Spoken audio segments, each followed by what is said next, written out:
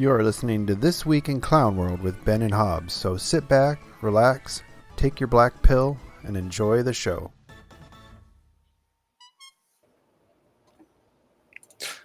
Well, good February and happy Black History Month, everybody. It is once again This Week in Clown World with Ben and Hobbs. I'm Hobbs, he's Ben. You're in Clown World, and you knew that already. And I say happy Black History Month a bit facetiously because apparently as part of the nixing of DEI programs and directives, the Trump administration says that all of these divisive and I don't really know how else to describe it, but these divisive holidays and celebrations of the things that make us different have got to cease.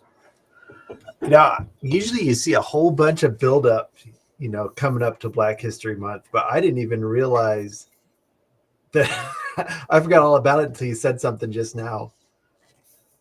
Yeah, I only remembered it because one of my friends that I was in the Army with, who has become quite the contrarian bleeding heart over the last couple of years, posted it as like Trump, I'm going to wish people a happy Black History Month. Yeah, try and stop me. And it's like, okay, that was always allowed. It's like nobody's telling anybody that they can't celebrate Black History Month if that's what you want to do. It's just that the federal government's not going to waste everybody's time making a big deal about it, or Pride Month, or Hispanic Heritage Month, or Juneteenth, or any of the other make-believe holidays that celebrate our immutable characteristics. It's like, who cares? It'll be interesting to see what Pride Month is like going forward. Well, apparently the federal government isn't going to make a big deal out of it, and I'm sure that the alphabet people are probably going to try to have the most debauched pride marches down the streets as kind of to thumb their nose. And I mean, you can go ahead and have your AIDS orgy on the asphalt all you want. I'm just not going to be anywhere near it. And I kind of think that, the years around COVID were probably peak Pride Month time. That it just seemed like it was everywhere, just getting crammed down your gullet for every single thing. And after that, it kind of, people are like, oh, this is a little much. Yeah, it's like even just your regular, normal 9 to 5 gay people are like, actually, you know what? It's a good analogy, and I just remembered this joke. You remember that joke that Chris Rock did in his stand-up about the Civil War between black people and hard R's? Yeah. Well, I have to assume that there's a similar civil war going on between normal gay people and faggots. Yeah. I've even seen some clips of, gay people just being like, yeah, we're taking a little far. Pride Month isn't about your ability to have orgies behind a Wendy's, in public, on the street, with the full cooperation and consent with of a local dog mask on. Yeah, that was a little much. The dog, what they call it, pup play or whatever. Yeah, down the streets in front of children. I could just hear alternate reality gay Chris Rock going, "There's a civil war between gay people and faggots has got to go." Yeah. Yeah, it's going to be weird to see a lot of them a lot of the companies are dropping their DEI already. Target was quick to do it, which was surprising. Yeah, they were really kind of leaning into the DEI stuff, and then about face. So maybe it's less that their corporate management is woke, and more that they're just really, really subservient to the political whims of whoever's in charge. Well, and I was kind of thinking about this the other day, why corporations were so quick to attract lefties. And, it used to be corporations, the C-suite, and everybody, they catered to conservatives. And No. They didn't cater to conservatives. They catered to people with jobs and money. jobs and money, and That's that got me thinking. What do people with jobs and money want? They want a quality product at a good price. Well, providing that is expensive for corporations. Why would you want to provide a quality product at a good price when you could just sell good feelings and still have a shitty product? So you lean into the DEI. You don't have to provide it. Your product can suck, but as long as you're selling a good feeling and pretending that you're woke, the left will buy your product. They've never been about, being fiscally conservative or wanting a decent product. They've always been about the good feelings. Yeah, there's it really goes into like why the corporate, both in the entertainment industry and in the consumer goods industry, felt that they needed to do this. The entertainment industry, the excuse that they used was that they were trying to broaden their customer base, right? Mm-hmm. But they kind of overshot the mark. They didn't realize that you can broaden your customer base without alienating your hardcore, the customers that you already had. They assumed that they could try something that was completely different, slap a well-known IP on it, and the people who were already fans of that IP would gobble up the goy slop no matter what it was, and then they would also be able to bring in this new crowd, and then they would have a larger audience than they would before. That's the excuse that they use. Now, personally, me being a conspiracy theorist, I don't think that was actually what was going on behind the scenes. I think that there was some very culturally subversive shenanigans going on behind the scenes with some people who have some very evil aims towards Western civilization, but that's neither here nor there. I could go on for hours about what they're trying to do with all of that, but that was the excuse that they were using. Now, as far as the consumer goods side of the market goes, they have a much harder, like you said, the purpose of making a tangible product, not necessarily like an entertainment product. You can't hold that in your hand, but like a consumer good. Yeah, you want good quality at a decent price. And if all they're selling is the good feeling that goes along with, whatever is being pushed by We plant a tree for every pair of shoes, but our shoes fucking suck. Yeah, and we're ending up having to, cut down more trees in order to, to make the cardboard boxes for the next pair of shoes that you have to buy because the first pair of shoes that you bought fell apart. And there's a rainbow logo on the box. Oh yeah, can't forget the rainbow logo. But yeah, but that didn't mesh out so well because the good feeling that they were selling was AstroTurf. Mm-hmm. It was the false cultural zeitgeist that was being pushed by these cultural subversives that I was talking about, that was trying to make it seem that this is progress, this is the way forward, this is the spirit of the culture that's going to be moving forward, and people finally saw through the bullshit. That's what we were talking about last week when I was saying that, if it wasn't for Elon buying X, they might have been able to gaslight us. If they had just been able to take over video games, they would have had the entire chessboard covered. And but that didn't happen. And people finally saw, they're like, wow, I'm not the only one who thinks that this is all a bunch of retarded bullshit. And it broke the spell. And people realized that they're not alone. They don't have to be afraid to speak common sense, and the whole charade is falling apart, and quickly. Mm-hmm. That is what I think is going to prove out just how false and AstroTurf the entire thing was just how quickly people are dropping the tranny shit, dropping the rainbow flag shit. It was all fake to begin with. And people are like, good, I don't have to deal with this anymore because I don't have to pretend that I'm a good person and this makes me a good person anymore. Yeah, and I'll never understand why the trans thing ended up being so big. That's one of those things where I think, people look back years from now and be like, boy, that was weird, huh? You know what I mean?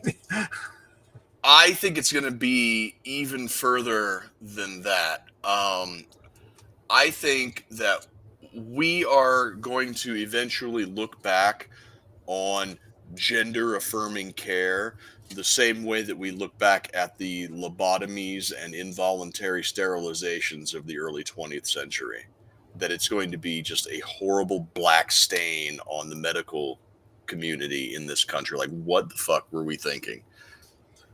Yeah, and I still think it seemed like it was a war on gay men too. The way they encouraged them to get on the hormones so much, and it seemed like there was a subset of the gay crowd that was starting to realize that, Yeah. they weren't allowed to just be male and gay anymore. They had to demasculate themselves. Yeah. So I read something today and I left a comment on it. You remember who Arvin Vora was, right? Oh yeah. Yeah. Well, he posted something today, and he has a theory, and he says now, and it's kind of long, so if you'll bear with me here. It says during the recent trans era, when everyone was forced to play along with the delusions of those either suffering from gender dysphoria or attempting to invade women's bathrooms, one thing fascinated me.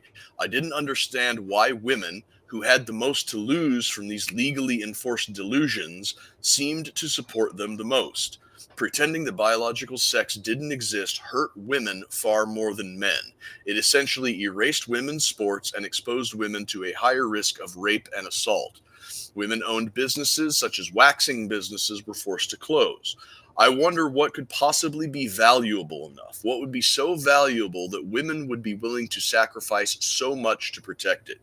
It couldn't be a general right to mental illness. Most women aren't medically psychotic. Agree to disagree. After research, discussion, and consideration, I came to the conclusion that there was only one thing valuable enough to sacrifice everything else for: emotional artillery.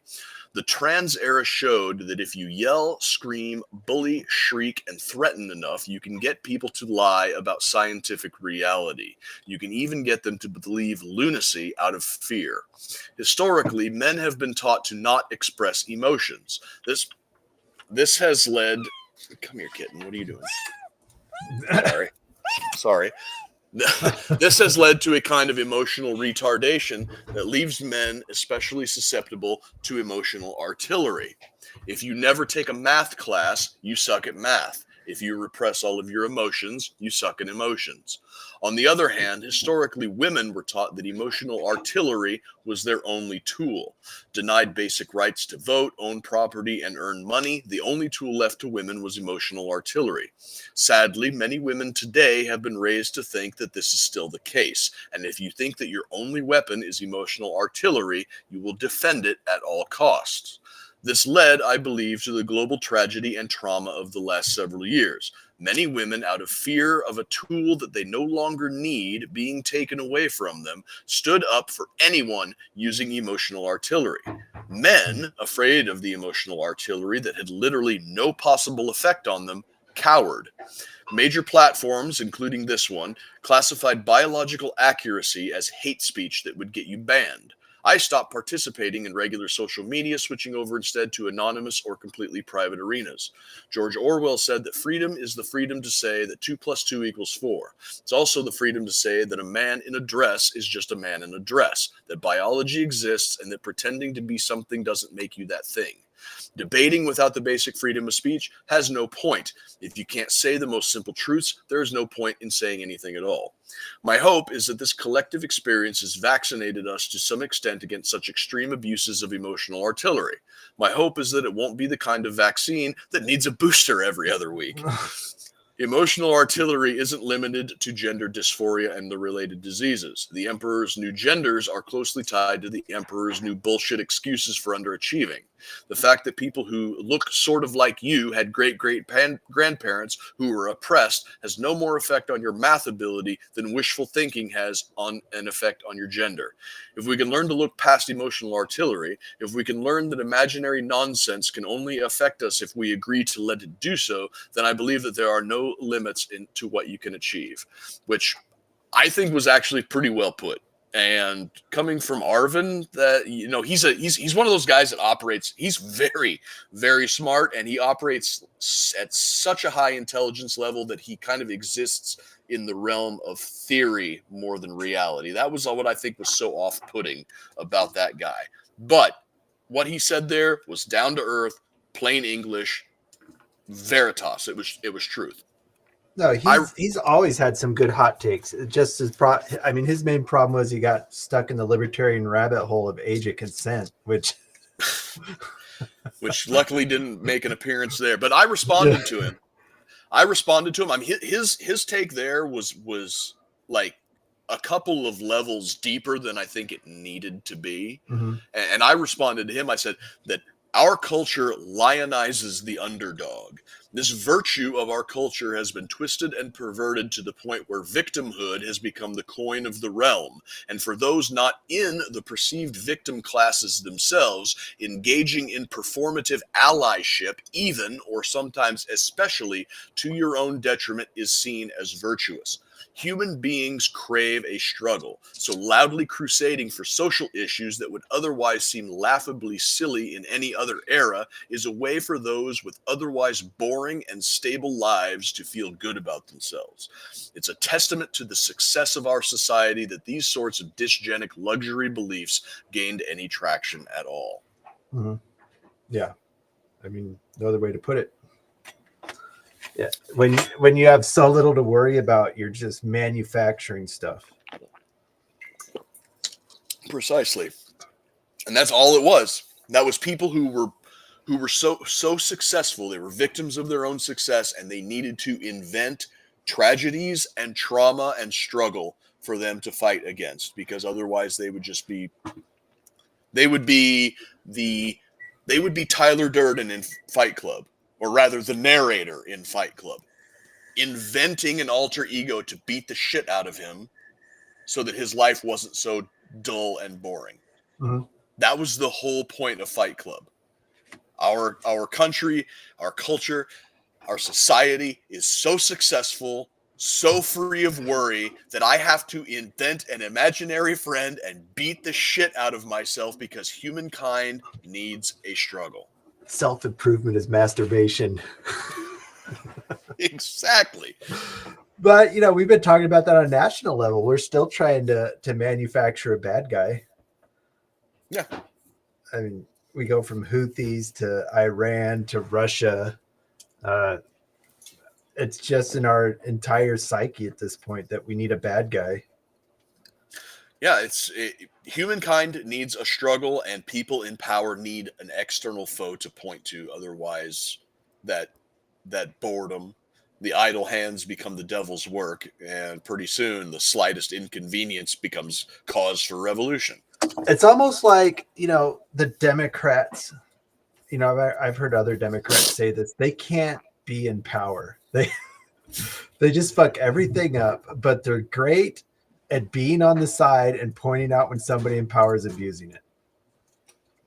You know, and they've got the whole media apparatus that does oversight. The media did not do any oversight whatsoever when Democrats were in power. But now that the GOP's in, I mean, they won't get away with shit. Yeah, it's going to be a fine-tooth comb. Which is good. I mean, yeah. And it almost seems like that's just the roles that needs to be played here. The GOP needs to be the ones in power. The Democrats have to be the ones just on the sides, keeping an eye on stuff because they can't do shit when they're in there and they fuck everything up. Right. Yeah, it's amazing. The side whose entire ideological worldview is built around critical theory is good at criticizing things. Who would have thought? Yeah. And it's coming out. This is what, and we've talked about. Trump's only option when he gets in there, we said, is to fire everybody. And that's what he's doing. By God, Yeah. He is just going through that. I saw a story today that one of the inspector generals he fired refused to leave, so they were escorted out. Yep, frog march him right out the door. Yeah. And if that's what you got to do, that's what you got to do. And and you keep seeing stories that Trump fired people out of the FFA and it led up to this, but no, that's already been debunked. It's like they had that narrative ready to go. Oh yeah. Which my conspiracy theory was that it was somewhat facetious. I really don't think that the thing that I put in the chat is actually what happened, but yeah, it wouldn't surprise me one bit, because our elected leaders and not our elected leaders, but the deep state behind the elected leaders are utter psychopaths and would not be above killing 64 innocent civilians in order to craft a narrative. Yeah, and I still don't. I mean, the only thing that's come out of it, there's been enough analysis done on it. I mean, the helicopter was too high for some reason. Yeah. They really hid that it was a female pilot because they knew what that story was going to be like. Go away. Yeah, they knew what that story was going to be like as soon as it came out that she was a female pilot. Yeah, it looks like the entire. Well, there was a male staff sergeant, a female chief warrant officer, and a female captain. But the picture that I saw of the staff sergeant was an old picture where he was a PFC. So I'm just like, can we get an updated photo? There's a long ways to go between PFC and staff sergeant. Yeah, and the other one in, what was it, Baltimore? That one was weird also. Or Philadelphia. Yeah. Yeah. It like crashed on takeoff.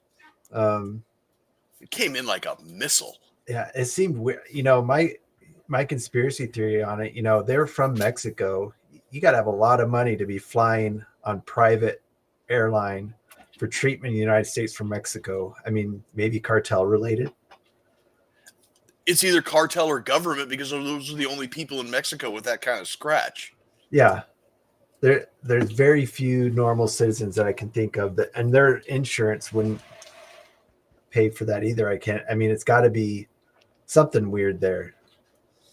Yeah, I think I'm not 100% sure on the details of it, but I think it was like somebody's daughter was flying to, I think it was Michigan or something, for some experimental treatment, and they had a layover in Philadelphia and went up and then just like came down like a rocket. I mean, it wasn't like a plane like kind of glides in and has turbulence and crash lands or something. This thing, like, guys, go look it up, man. This thing came down like a fucking artillery rocket. Yeah, it's like a complete stall from altitude almost, and then straight down. Yeah. And I haven't seen a lot of conspiracies on it. I don't think they're related. Just more coincidences. The Washington DC one, though, that one is just kind of exposing how poorly run our federal agencies have been, though. Yeah. Yeah, the media is very, very. They're trying their best to make Trump look bad by saying that his crackdown on DEI is the reason that these FAA towers, the ATC towers, were understaffed. It wasn't, and that it was a cruel gesture that that was the first thing that came to his mind. And it's like, is he where's the lie? Like when they were the reporter asked him if he was going to go visit the crash site. He's like, what, do you want me to swim? It's in the water. Yeah, exactly. And that came off as a little bit cold in retrospect, but at the same time, it was also pretty funny. Yeah, it wasn't a canned politician answer. The canned politician like, yes, I'm going to go to the site, prayers to their families, Yeah. It's like, what do you want me to do? It's in the water. Am I going to swim? Do you want me to go swimming? But yeah, that's just the whole narrative that it's all Trump now, even though he's only been in there, Yeah. a week. So it'll be interesting to see what other federal offices start doing sabotage. I'm not saying that the FAA did sabotage, but I'm sure they're already working on ways to sabotage. Oh yeah, definitely. And if we start seeing more planes fall out of the air, we're definitely going to know that something's up. Because two tragic accidents like that in the span of a week, after specifically pointing to the FAA and its lax standards and its hiring process, is it's kind of coincidental. Yeah, and that's the only one really. I mean, off the top of my head, what federal agency you could sabotage with the most effect? I mean, you could have a terrorist something happen and say, "Oh, well, it's because he cut the FBI." A domestic incident. Oh, well, it's the ATF. Oh, we've had our numbers cut, so we can't stop domestic terrorism. Yeah. But speaking of that, an interesting thing came up. I guess there's talk of releasing records of the Oklahoma City bomber. Did you see that? I did not, but that is And very it was interesting. talking about everybody mentioned with this Oklahoma City bomber, there was a John Doe number 2 who was never caught. There's video footage of him with the John Doe number 2, but John Doe number 2 is just kind of erased, erased from the records of everything. And the theory is that John Doe number 2 was a federal agent kind of pushing this plot along the whole way. Yeah, that is part of it. There's also speculation that German intelligence was somehow involved in it. Not like a plot by the Germans to blow up something in America, but like a plot by the intelligence community to utilize the German intelligence community as kind of like a cutout, so that it'd be more difficult to trace it back. And I mean, it's a rabbit hole that will take you to some very weird places where you don't know what is fact and fiction. And one of the most interesting aspects of the Oklahoma City bombing is that when it blew up the Murrah Federal Building in Oklahoma City, that was where all of the physical evidence of the Waco siege was being stored. Yeah. Very coincidentally. So wasn't that building also, it just so happened that the staff wasn't there that day or something crazy like that? Yeah. Not a single FBI or ATF agent lost their life in the Oklahoma City bombing. Coincidentally. They were all out doing other things. Yeah, that's one of those things where you like to see those records. Yeah. I'm sure it's the same thing that'll be in the JFK records, that, there was probably a federal agent pushing the plot along. If not directly involved. There's been some very interesting stuff that's been coming out in regards to JFK, at least. Alex Jones had a tape released to him that he played a couple of weeks ago, where it was basically recorded audio of I think it was a CIA agent just flat out admitting that it was LBJ.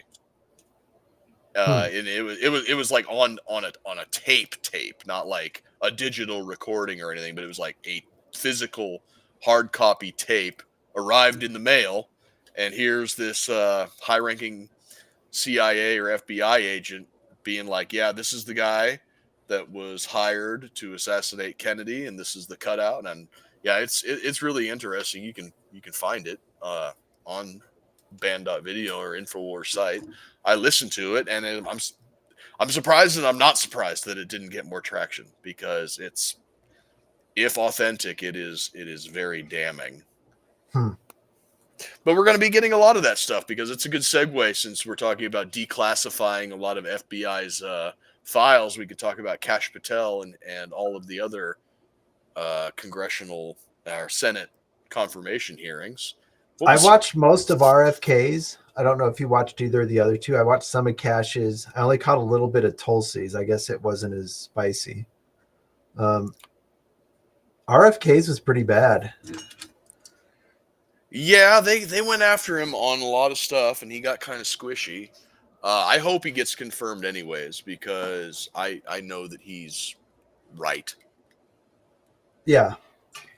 They kept trying to nail him on abortion. Just to see how gross the Democrats have become and how they stand up for corporations, though, was bad.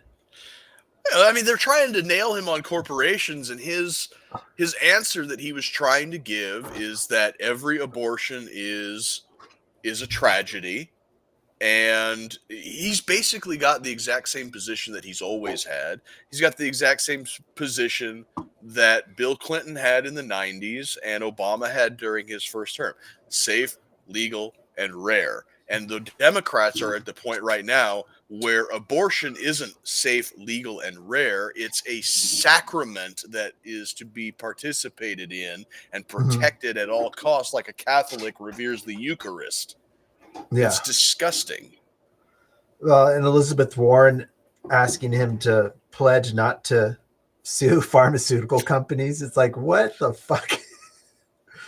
He could put him out of business. Good. Oh, no.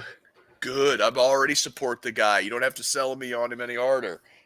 And Bernie was trying to nail him on universal health care. And RFK started to make a good point. He's like, well, what about somebody that smoked and ate cheeseburgers for 20 years? Then you're stealing from the many to give to the few. And Bernie's like, oh, that's not. Cut him off right there. Don't make a point like that.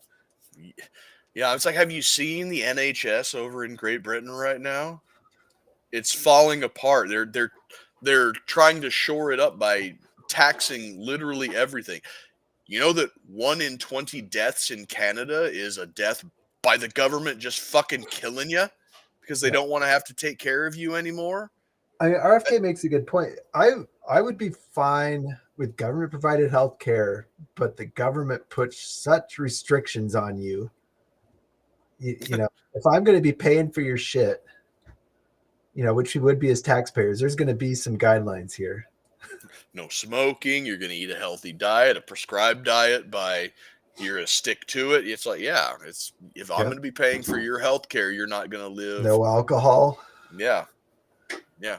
Well, the thing that they're talking about, like, medication, capping prices for medication and how expensive our healthcare industry is and everything, but they don't seem to understand that the reason that our healthcare system, or not the reason, but one of the reasons that our healthcare system is so expensive is the same reason that so much medical research gets done in this country. The United States and our citizenry is essentially subsidizing medicine for the rest of the world. All of these companies, and we got a shitload of diseases too they can study. Exactly. We pay out the nose for our health care so that these medical corporations can then take that money as seed capital to research and develop the drugs that every other country around the world say, well, I'm not paying more than $15 a dose for that or whatever. Meanwhile, we're paying like $1,500 a dose for it. Because if we don't pay that $1,500 a dose for it, that research doesn't get done and shit doesn't get cured. So if anything, the rest of the countries in the world need to stop this price cap shit, and then everything will kind of level out at a higher for them, but much, much, much lower for us cost, if the corporations can be kept with a little bit of oversight to make sure that they're not just going to start gouging everybody across the board. Yeah, and they didn't even want to acknowledge that, he said he wanted to make Americans healthy, and he would talk about all the health epidemics, and they didn't even acknowledge that there were any. They just wanted to protect the vaccinations. Yeah. And that seemed to be, no, you're anti-vaccine. It's like, no, I'm not. I'm anti this one particular vaccine. Yeah. Well, here's a study that says that this vaccine is safe, and here's a study that says that this vaccine is safe. And one thing that I'm very, very disappointed in RFK when they started like throwing like this vaccine is safe. Here's the studies.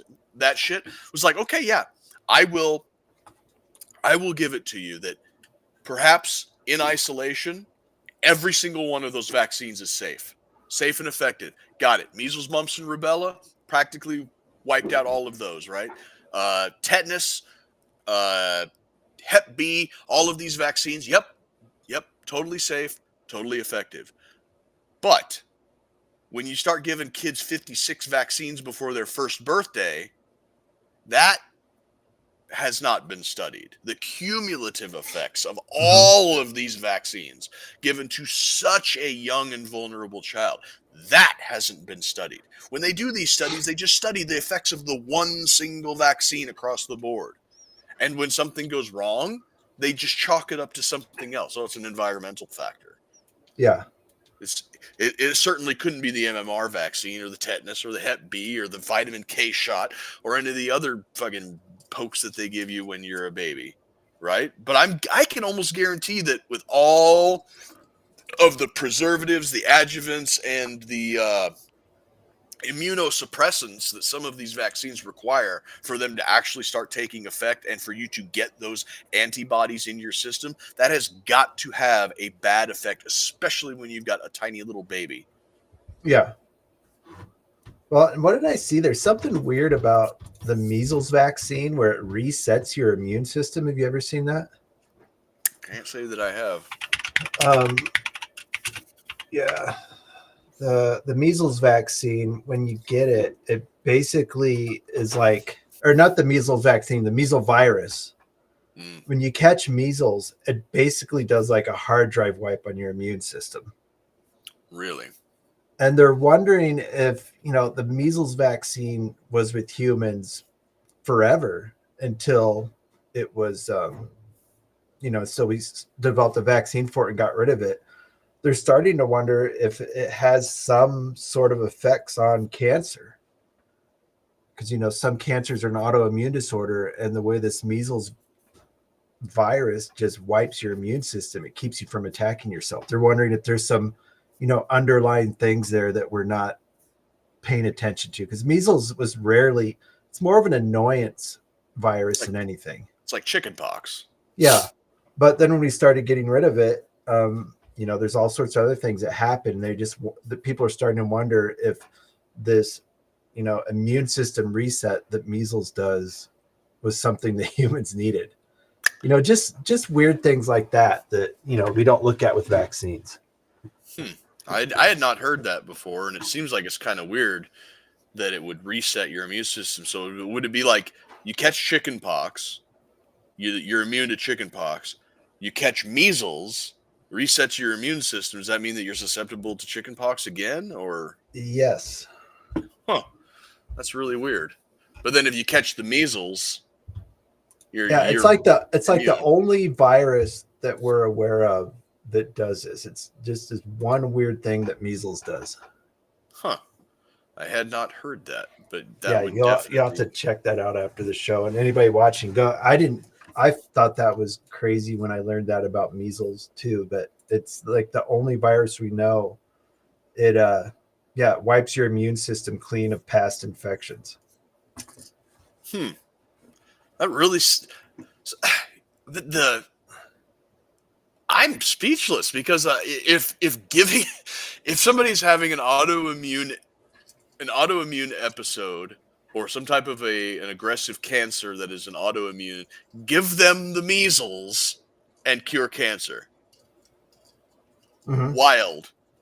So here, one of the most unique and dangerous features of measles is its ability to reset the immune system of infected patients. During the acute phase of infection, measles induces immune suppression through a process called immune amnesia.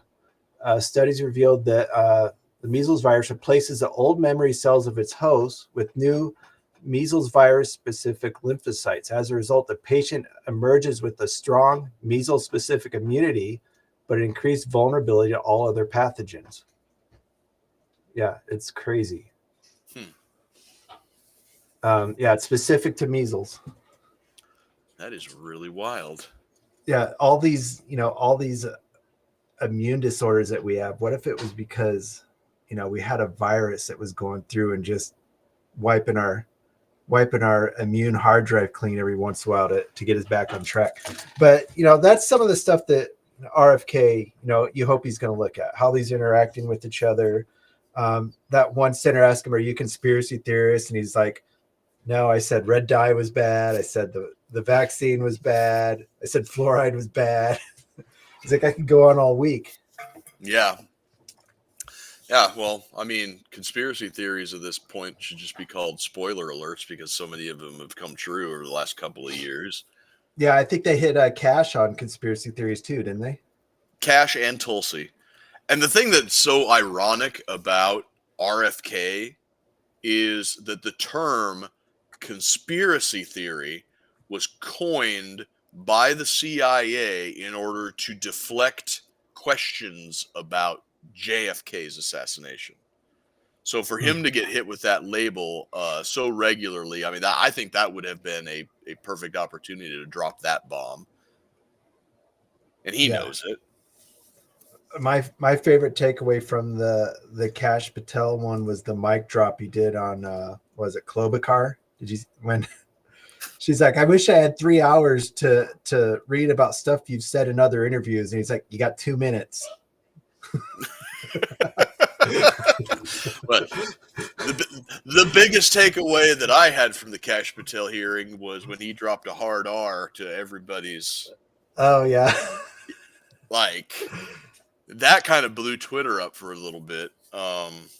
I was following along to that, and I was also listening to it live on InfoWars. And when he did that, it was Harrison's show. Harrison goes, "Whoa, was not expecting that." Yeah, he got a little testy with some of the people. I think he did pretty well, though. I think the one that's going to have the most problems is probably RFK. Yeah, although to be fair, RFK is going to have trouble because he threatens their gravy train. Tulsi is going to have trouble because she is going to dismantle the intel community, and Cash is going to have trouble because he'll have all of the files of all of their pederasty and other extracurricular activities. So Right. So they all have a rough road ahead of them. Well, and Tulsi, she just started. You could tell she's just sick of hearing the same old arguments. They say she has 5 puppet masters now. Yeah. Iran, Syria, Putin, Trump now. Yeah. I think hers will go through fairly easy, though. I can't see anybody from the Republican side wanting to shoot her down. The only thing that as far as the Republican side goes, the only black mark on her record from their point of view is her support of Edward Snowden and what he did. There's some hawks like Lindsey Graham's dumbass that still want to drop a Moab on whatever hotel he's staying at in Moscow or whatever because Lindsey Graham is a fucking retard. Yeah. And those votes are coming up. Are they coming up next week then? Should be. So we'll see if those sail through. And that's it, isn't it? Those are the last 3 big ones. The last 3 big ones, we still have things like ATF director that's up in the air, and Brandon Herrera. I don't think that he is being considered seriously. The gun-loving community absolutely want him in that position, but the one that I've been hearing the most noise about from the official is Blake Masters, which he was like a congressional candidate or a Senate candidate. He was like a big deal for a little tiny while. He just seems to me to be kind of like a political ladder climber. Oh, okay. So his name was thrown in there. But Brandon Herrera had a video yesterday or day before yesterday where he was talking about how it might not be advantageous to just like put somebody like him in place in the ATF and then slam the doors immediately, because the ATF is involved in overseeing the enforcement of firearm law. However, if the ATF were to just shut down tomorrow, those responsibilities would be shifted over to agencies and bureaus that have a much larger employee base and a much larger funding, so that they would be much better at enforcing these stupid laws. He's saying that whoever the ATF director is, as long as they're like very, very pro 2A, the best way forward would be to go into the ATF and then encourage gun right organizations like GOA and FPC and the NRA and all of these other gun rights organizations to sue the ATF on the grounds of constitutionality. And then when it finally makes its way to the Supreme Court, to have the ATF director come into the Supreme Court and agree with the plaintiffs. And that would set precedent, that would strike down law. And then once all of the naughty, stupid shit like we complain about the NFA and the suppressors and short barrel rifles and the 86 machine guns and blah, blah, blah. Once all of that stuff is struck down or completely neutered, then you can shut the ATF down because there's nothing to enforce anymore. And I think that that type of strategery is what we need going forward. Yeah, that type of strategery is probably why we're going to end up with another mass shooting or something going forward. And they can say, oh, well, it's because the ATF was underfunded. And as predictable as the tides. Right. We've had airplane crashes. I'm sure that's what's coming up next on this season of 2025.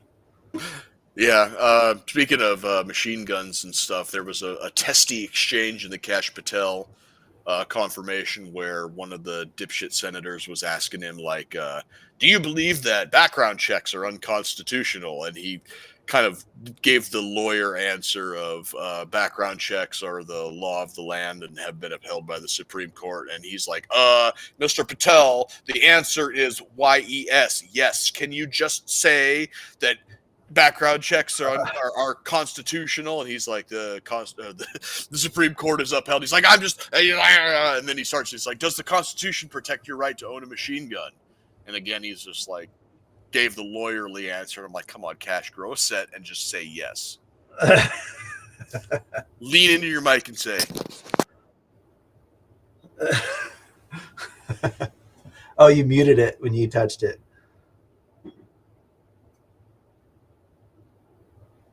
There it goes. I didn't know I had a mute on there. Huh. Yeah. Yeah, it needs to lean into it. Just be like, yes. Yes, it does. So we'll see how that turns out. That's it for the show for this week. I think we hit on the crashes and the hearings. I mean, there's a lot of shit going on. But yeah, we kind of jacked jaw for an hour here. SHOT Show. Were you going to be doing anything for that the next couple weeks? I still got a couple of people that I want to reach out to. I already talked to Dana from Templar Precision, and I think he might be down for it if I wanted to get him on. But at the same time, don't want to bother him 2 years in a row. Maybe I'll see if a couple of the other people that I still haven't sent out as many messages as I would like to. But in the meantime, not tomorrow, but next Sunday, our good friend over at Rebels Raiders has some products that are finally in production, and he has samples, and he's willing to come on and talk about them. Should be good. Yeah, him doing anything is always entertaining. Yes, he embodies the internet autist. Borderlines on schizo posting. Very, very entertaining guy to talk to. Goes off the rails sometimes, but he's got some stuff out on Twitter. It's at rebels_raiders, and you can find him on Instagram and Facebook too. And he's got some good, actually some like solid product at a very affordable price. And, Yeah, he improved on a couple of the Kanai Pro Gear packs. I have both the Kanai versions that he approved on, so any improvements on those are going to be great. I assume it's the same build quality since he's standing behind it, so should be good to go. And his Vicarian full complete package deal that has like a plate carrier and an H harness and a placard and yeah, you can go from plate carrier to like light rig, can't you? Same. Everything from like just like the little mini map rig that has like a 3-cell magazine pouch and that's it with an H harness on it, and then you could step it up to like a full rifle rack that's got like a 6 magazine pouch and a couple of GP pouches or canteens on the side, and then you can step up again to a full plate carrier. Yeah, he's selling those for $240. So yeah, we'll get him on here and we'll hawk his merch with him, see if we can drum up some buyers. But thanks for joining us again on This Week in Clown World. We will be back next week. The week after that, maybe not though. That's Valentine's Day weekend. We'll see how it plays out. Ooh la la. So thanks for joining us, and as always, stay honky. All right. Whoa, never mind.